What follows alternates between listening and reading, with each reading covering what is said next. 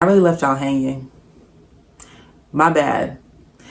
And it's even worse because I'm based out of EWR and our airport is in shambles. I probably could have gave y'all some tips, but it is what it is. Aviation year 2025 has been really ghetto. Like very ghetto. Like airplanes crashing into one another, wire runways being shut down, air traffic controllers are going on mass leave. Eggs are about $56 a dozen. But I'm back. I missed y'all. I'm back. Wow, y'all. It has been some time since I last spoke to you guys. I hope you are traveling, gallivanting, using travel school. I hope you're not down bad because this travel year has been chaotic. So I hope you have, found my tips and, recommendations helpful. Wow. My last video was about like visas, do's and don'ts. And I think in my opinion, the next thing that I want to talk about is travel insurance. And because of the current climate, I'm going to just briefly talk about like real IDs and like the state of travel, like my thoughts on the state of travel. But yeah, I was never a travel insurance girly. I was just get on my flight and vibes. It wasn't until COVID that made me like a believer in getting travel insurance. And that's because it was required. During COVID times, like when they were requiring the vaccines and stuff like that, a lot of countries also made it mandatory for you to have travel insurance, because with travel insurance, you can also get essentially they want to get like medical coverage and covering the cost of your stay if you had to be quarantined. Crazy times. So that's how I really got into the, travel insurance game. A few hard lessons of not having travel insurance too also contributed to that. But yeah, for me, now I would say almost when I remember, sometimes I generally forget, especially when I'm doing like last minute trips, but my international travel, I always get travel insurance. My domestic travel, I don't really get travel insurance because like my credit card usually has like some form of insurance, and like getting refunds and stuff like that for domestic flights is a lot easier. It's also a lot of times just me, or if it's like a group trip, it's like less risk, like less money involved, if you get what I'm saying. Like if you get like a big Airbnb, you're only splitting a portion of that cost. So you don't have like a full hotel or something to worry about in that regard. But if you're like a family, like if you're going on a family trip where you're like mom, dad, 5 kids, you probably want to get travel insurance. You have a lot to lose. But essentially travel insurance, it typically covers everything. Flight delays, baggage delay, baggage getting lost, baggage getting damaged, cancellations, medical, anything you can think of, like third party travel insurance has. I'm gonna explain. But yeah, I usually do third party insurance. I do not under any circumstance do the travel insurance where you're like on a site, it's like, and they're like, do you want to add travel insurance? Never do that, because one, it's not true insurance, so to speak. For example, like with Expedia, whenever you're booking, it asks you on the bottom, like, do you want to add insurance? Now, this insurance only covers your relationship with Expedia.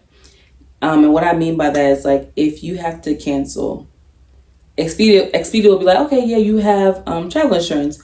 So they will cancel the booking. You'll get like, oh, your trip has been canceled or whatever the case may be. But you are still at the leisure of, like, say, we're going to use hotel. The hotel that you want to stay in. Expedia now has to contact the hotel and hope and pray that they actually allow you to cancel and actually get your refund back. Sometimes they do not, which is where the problem lies. But with third-party travel insurance, they just cover it in general. Like, it's just like a set number. It doesn't matter like who you book with. It's just really like the matter of like your liabilities, your deductibles, and all that other jazz that goes along with it. In my experience, I've searched a few and I use Alliance, ALLIANZ. It's not spelled normally, it's spelled with a Z, so Alliance. Very inexpensive and typically cheaper than like the airline and the hotel insurance. And this is being generous. I would say I've never spent more than $75 on travel insurance. And it gives you like a peace of mind. So I would definitely recommend travel insurance before you do anything. If you are a first time flyer where you don't know what you're doing, I definitely recommend travel insurance. It definitely gives you a peace of mind, I have to say. As a chaotic traveler, it gives you a peace of mind.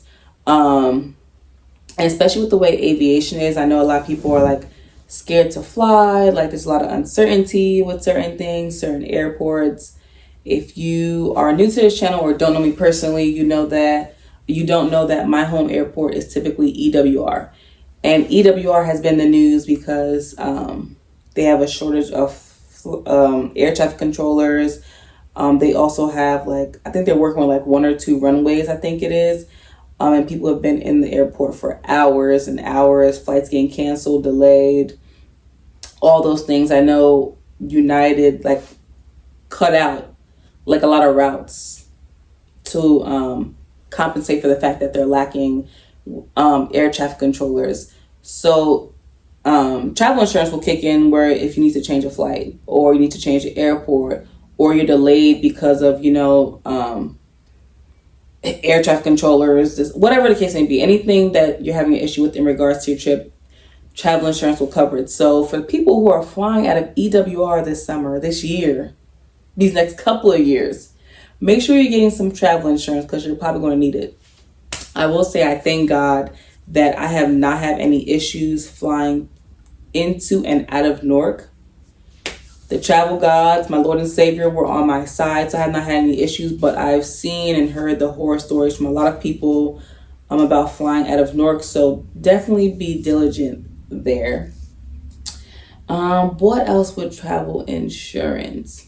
Travel insurance is also good for people who are traveling from countries where you need to buy a flight ticket and a hotel before you apply for your visa. Yeah, so there's certain countries where part of the requirements for the visa is you need to show a round trip ticket, you need to show where you're going to stay, and a whole bunch of other things. I think that's going to be another video, how to navigate certain requirements of traveling and how to work around that.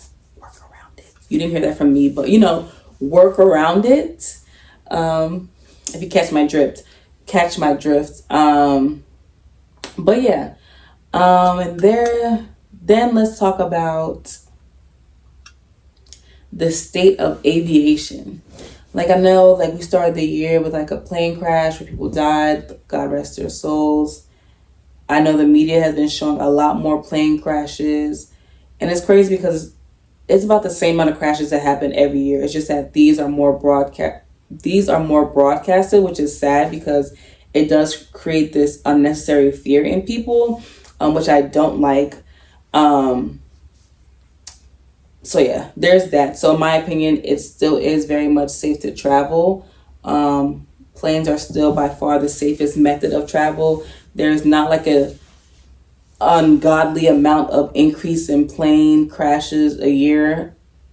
That's just not. You can look it up. If you actually look it up, you'll see the stats. I think considering Alaska, I think Alaska has at least a plane crash a day because of the way the winds and altitude is set up over there. They crash planes a lot, smaller planes. But I think if you don't factor in Alaska, there are not that many plane crashes, deadly plane crashes, and commercial airliners definitely don't crash regularly. That's just not a thing. So there's really nothing to be afraid about there. So in my honest opinion, you do not need to be afraid to travel this year. Just stay prayed up and get on your flight. And don't piss people off. Don't be mean to the flight attendants. Don't be mean to the gate agents. They did nothing to you. They don't control the skies. They do not work the runway. They do not direct the planes. Leave those people alone. And lastly, Real ID. Real ID has the girls in a frenzy. So I think it went to it went into effect like May 7th. Now, my experience with Real ID is gonna be like a little different because I got my ID years ago. During the pandemic, I think the deadline was supposed to be like 2023. But because I'm like an avid traveler, I was like, I don't want the stress of whatever they're trying to do. I got my Real ID as soon as they opened the DMV after the pandemic. Now, from what I remember, it was kind of hard to get the Real ID. You needed a lot more documents. I think for a driver's license it's like 3 points, 3-point verification. But I think for Real ID it was like 6, which is crazy. I think I had to go back like 2 to 3 times to get more documents, and I couldn't imagine doing it now because I've heard there's like no appointments. So I'm kind of glad I did it when I did, and I'm also hoping that they get it together because I'm up for renewal in like probably less than a year because that's how far back I got it. But essentially with Real ID, they're saying that you cannot fly domestically without Real ID, or you have to have your passport. But for me, I treat my passport like it's my social security card. Like it is stacked away under the bed, locked away unless I need it. So I was not trying to carry a passport to go to Florida. Like I'm just not doing that, which is why I was like, I'm going ahead and getting the Real ID. But if you do have a passport, you can use that as well. But the first thing I thought about with Real ID is when I lost my passport in like an airport when I was going to Jamaica. And when I went to get a same-day passport, that's where I learned that you cannot get a passport if you owe child support, which is crazy. It makes sense, but so for people who are owing child support and all that other jazz, you might want to get that Real ID because you will not be getting a passport, beloved. But technically, see these air quotes flying? Technically, you don't need ID to fly. Like at all. Even before Real ID, if you didn't have a driver's license and you show up to the airport, unless you had like something glaring, something suspicious that really set off red flags or set off alarms, you can still fly. They just do additional screening. So if you don't have a ID, say you lose your ID, just show up to the airport like an extra hour.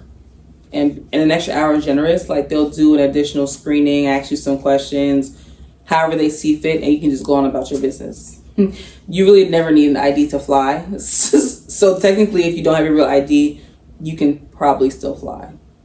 Now, I'm not saying just go walk up in there with no ID. You want to make your experience more seamless. But what I am saying is that if you need to fly somewhere and you don't have your Real ID and you don't have a passport, still go to the airport. Just have maybe credit cards and just be prepared to answer more questions if you don't have it, because you can fly without an ID. You've always been able to fly without an ID. Technically, depending on the country, you can fly without a passport. And I learned that when I lost my passport, because I was like, can I just get on the plane? They was like, yeah, you can, but they're just gonna send you back. So they told me the US has no problem letting you go. It's just that the fact that they're gonna waste resources sending you because the receiving country is just going to send you back. So it's a waste of their time and money to put you on a plane when they're knowing that the country is going to send you back. But technically, if you really, really found a flight attendant that was willing to waste those resources and getting yelled at by their boss, you can get on an international flight without a passport. Again, do not show up to the airport and say, the Minister of Gallivanting said that I don't need a passport to fly. That's not what I'm saying.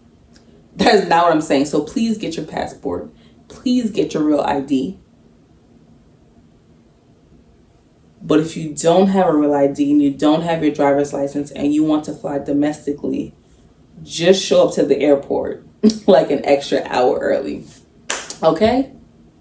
That's all I have for you. It was nice talking to you guys again. I missed rambling on my couch in my room, just rambling in general about travel. I know this time period I'm really trying to focus on reels and just the content of my travels, like what I did, where I ate, doing some food reviews, doing some country reviews, doing some hotel reviews, and things of that nature in between these videos. I think my next video, I'm probably going to talk about like the travel loopholes. When I say travel loopholes, because my last video was on visas and this one is like, you know, these IDs, I kind of give you like a loophole with the ID. There's certain loopholes that you're going to need to have so that you don't waste money. And I'm mainly talking about the people who are going to countries that need a visa where you have to interview and they require you to have like a round trip flight and a hotel booking and a bunch of other stuff before you can get your visa. I'm mainly going to be giving you guys some loopholes. So again, don't go up to anybody and say the Minister of Gallivanting told you X. So I'm just giving you some helpful suggestions that are technically legal to save you some money. I will not be elaborating further. Do not land yourself in jail.